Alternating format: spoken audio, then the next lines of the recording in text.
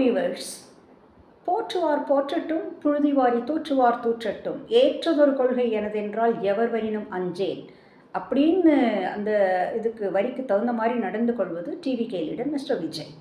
அவரை திட்டாதவங்க கிடையாது, ஏசாதவங்க கிடையாது, கேவலமாக பேசாதவங்க யாருமே கிடையாது. ஸோ எவ்வளவு தரக்குறைவாக பேச முடியுமோ அவ்வளவு தரக்குறைவாக எல்லாருமே பேசுகிறாங்க.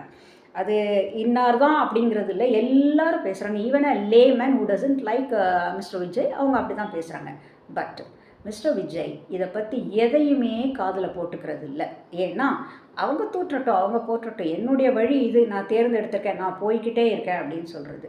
அவருடைய ஃபில்மில் அவர் சொல்லுவார், இந்த கடுப்பேற்றுறவங்க கிட்ட கம்முன்னு இருக்கணும் அப்படின்னு சொல்கிறாரு. அது உண்மை, 100% இட்ஸ் ட்ரூ.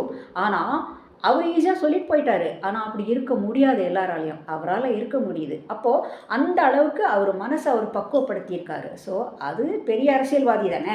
எந்த அரசியல்வாதி இந்த மாதிரி இருக்காங்க பாருங்கள். எவ்வளோ நெருக்கடி வந்தாலும் அவர் தன்னுடைய தனித்தன்மையை இழக்கிறதே கிடையாது. அவர் எப்பவும் போல் ஒரே மாதிரி இருக்கார், எதுவுமே அவரை பாதிக்காத மாதிரி இருக்கார்.